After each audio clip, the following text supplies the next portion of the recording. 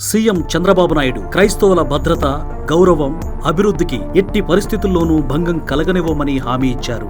45,000 మంది పాస్టర్లకు గౌరవ వేతనం కింద సాయం అందించబడుతుందని, పెండింగ్ బకాయిలు 51 కోట్ల రూపాయలు ఈ నెల 24వ తేదీకి వారి ఖాతాల్లో జమ చేస్తామని ముఖ్యమంత్రి తెలిపారు. 2025-26లో 2,000 మంది క్రిస్టియన్లకు ఉపాధి అవకాశాలు కల్పించడానికి 20 కోట్ల రూపాయలు కేటాయించామని, అలాగే గ్రూప్స్, డిఎస్సి, నీట్ వంటి పోటీ పరీక్షలకు సిద్ధమయ్యే వారికి ఉచిత శిక్షణ అందిస్తున్నట్లు ఆయన తెలిపారు. గతంలో 2014-19 మధ్య 977 చర్చిల నిర్మాణానికి 77 కోట్లు కేటాయించాం. కానీ జగన్ ప్రభుత్వం వాటిని పట్టించుకోకుండా నిలిపివేశారని చంద్రబాబు గుర్తు చేశారు. ప్రస్తుతం 377 చర్చిలు పూర్తయ్యాయి. మిగతా వాటికి నిధులు విడుదల చేసి పూర్తి చేస్తామని ఆయన హామీ ఇచ్చారు. గుంటూరు క్రిస్టియన్ భవన్ కోసం 10 కోట్లు ఖర్చు చేశాం. కానీ జగన్ నిధులు ఇవ్వక పనులు నిలిపివేశారని ఆయన అన్నారు. ప్రపంచంలోనే అతిపెద్ద పండుగ క్రిస్మస్ సందర్భంగా యేసుక్రీస్తు జన్మించిన రోజు ప్రతి ఒక్కరికి స్ఫూర్తినిచ్చే రోజు అని చంద్రబాబు చెప్పారు. ప్రజలు ప్రేమతో, శాంతిగా జీవించాలి, జీసస్ గొప్పతనాన్ని గుర్తించాలి అని సూచించారు. క్రిస్మస్ వేడుకలకు జగన్ ప్రభుత్వం